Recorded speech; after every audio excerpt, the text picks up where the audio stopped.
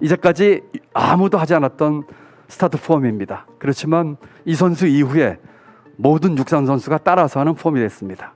여러분, 우리 과학기술 이래야 된다고 생각합니다. 이제까지는 추격 경쟁을 선진국 따라왔지만 이제는 남이 하지 않았던 질문 던지고 답을 찾아야 됩니다. 제가 볼 때 가장 중요한 것은 그 자리보다는 중요한 의사결정을 하는 사람의 어떤 소프트웨어가 훨씬 중요하다고 생각을 합니다. 만약에 과기부총리가 있어서 이 문제 해결할 수 있다면 이미 과거에 해결을 했겠죠. 과학기술 하시는 분들께서 정책 결정하시는데 직접 참여했으면 좋겠어요. 제가 과장 때 기획재정부 있다가 정보통신부에 1년간 파견 나가서 지금의 초고속망 구축하는 책임을 진 일을 해본 적이 있습니다. 과학기술 하시는 분, 정책 결정하시는 분들하고 얘기를 해보면 쓰는 말이 달라요. 잘 이해가 안 됩니다. 이것은 거꾸로도 마찬가지입니다. 사회과학이나 정책 결정하는 사람들 말을 과학기술도 이해를 못 하시더라고요. 커뮤니케이션 잘 됐으면 좋겠습니다. 좋게로는 그러한 여러 가지 생각을 한 사람이 같이 했으면 좋겠어요. 정책 결정하는 사람, 예산 배정하는 사람 속에서 과학기술이 좀 왔으면 좋겠고요.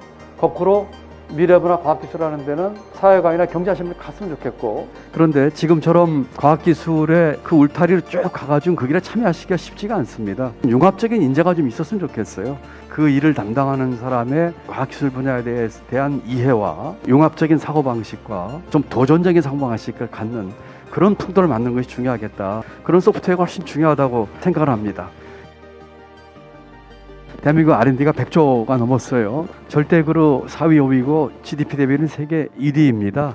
그렇지만 인력 양성의 틀에서는 제법 문제가 있는 게 아닌가 하는 생각을 해봅니다. 우리의 교육과 인재 양성이 정해진 길에 하도록 하는 것이 가장 큰 문제가 아닌가 싶습니다. 제가 대학 총장하면서 학생들에게 강조했던 것은 자기가 하고 싶은 일이 무엇인지를 찾는 시도와 도전이었어요. 학생들이 하고 싶은 걸 과목으로 만들어주겠다고 했더니 파란 학기제라는 것이었어요. 첫 학기에 60개 과목이 만들어졌습니다. 10명의 학생이 18학점을 한 학기 신청하면서 했던 과목이 있었습니다. 이 학생들이 18학점이면 한 학기를 온통 그 일만 하겠다는 건데 거의 학교에서 밤을 새면서 하고 있어요. 자동차를 설계에서부터 제작까지 하는 것이었습니다. 그런데 공대 학생들이 제약을 받아요. 왜 그런가 봤더니 공대에서 4년 교과과정에서 7학기 정도를 아주 정해진 타이트한 커리큘럼을 따라가지 않으면 쉽지 않은 거예요. 그래 취직도 하고 이렇게 되는 거니까 거기서 빠져나와서 자기 하고 싶은 거 하기가 어렵다는 얘기를 하더라고요.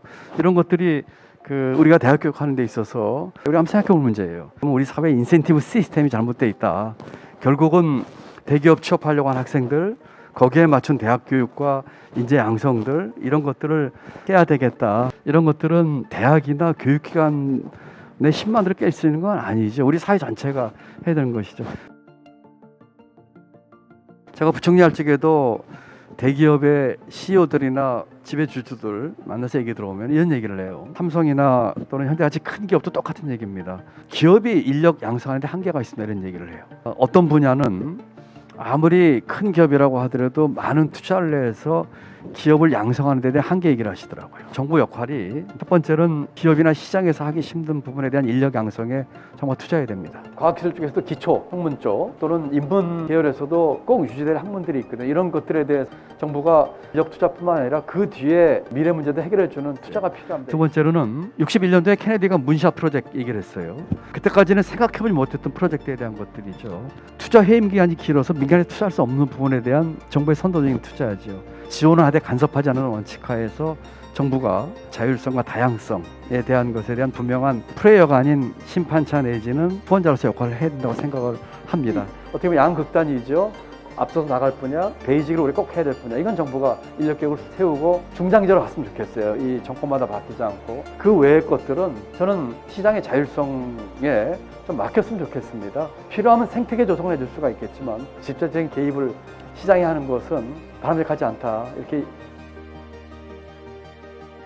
지금 노동의 형태가 과거와 다르게 새로운 형태가 많이 나타나고 있어요. 플랫폼 노동자나 이제 긱 노동자들이죠. 심지어는 앞으로 이제 AI나 로봇 산업의 발전에 따라서 노동시장에 커다란 변화가 있고 그렇기 때문에 노동법 테두리 안에서 규정하고 있는 근로자나 노동자의 그 범위에 대한 재정비가 필요하다고 생각을 합니다. 대학원생 신분이자 연구원 신분을 겸하고 있는 분들에 대해서도 그와 같은 새로운 근로 형태로서의 사회 안전망성에 포함되는 문제도 앞으로는 검토를 해봐야 한다고 생각을 하고 있습니다. 이제까지는 교수와 학생 신분으로 진행되어 왔던 여러 가지 관습들이 계약과 노동계약에 따른 근로 조건들, 이제까지의 그 의식과 관습이 바뀌게 되지 않는가. 또 하나는 새로운 일에 도전하고 시도하는 그런 분들이 그 도전에 실패했을 때에 받쳐주는 혁신 안전망에 대해서 대단히 중요하게 생각을 합니다. 실패를 용인하고 실패해도 재기할 수 있고 실패해도 신불자 낙인 안 찍히고 실패가 결국 궁극적으로는 개인과 사회의 자산이 되는 그런 혁신 안전망도 훨씬 더 지금보다 강화를 해야지 사회의 역동성이 생기고 경제의 활력이 생기면서 각자 개인도 그런 일을 통해서 하는 일에 대한 보람과 가치를 느끼게 되지 않을까.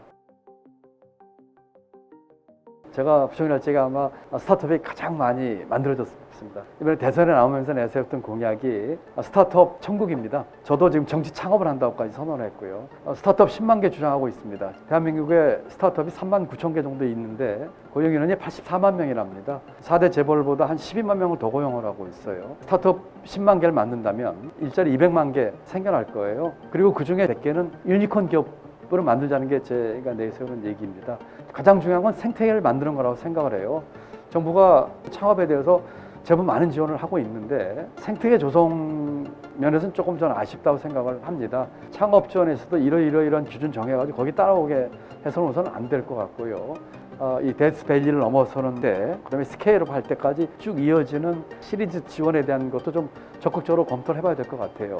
또 하나 중요한 거는 필수 시장 활성화, 민간 기술 이전 시장의 활성화, 또 각종 규제 철폐, 그리고 실제로 창업을 하고서 겪는 에러 중에 스스로 해결하기 어려운 것들이 있습니다. 법률 서비스라든지 파이낸싱이라든지 마케팅에서의 도움이라든지 이런 것들에 대한 지원이 가능한 생태계를 만들어내는 것이 중요하다고 생각하고, 마지막으로는 이런 것들이 결국 저는 글로벌 시장계까지 통할 수 때까지 가도록 하는 플랫폼을 좀 만들었으면 좋겠어요. 중소기업이나 벤처기업들의 경제 영토 확장을 위해서 글로벌 영토, 디지털 영토 등등을 주장하고 있거든요. 이런 기업들이 나중에는 해외로까지 시장을 넓힐 수 있는 플랫폼을 정부와 또는 공공 쪽에서 좀 만들어줘서 기술 창업하는 분들이 거기 올라탈 수 있도록 하면 어떨까 하는 생각을 갖고 있습니다.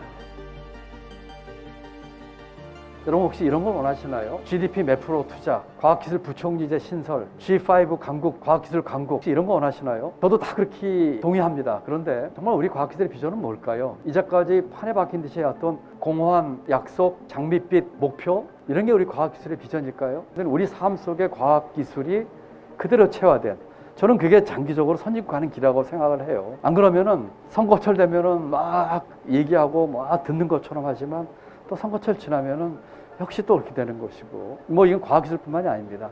과학기술 패권 전쟁 이런 얘기를 했습니다. 이 전쟁에서 우리가 이기기 위해서는 첫 번째로는 지도자가 이념이 아니라 과학을 따른 지도자 있으면 좋겠고요.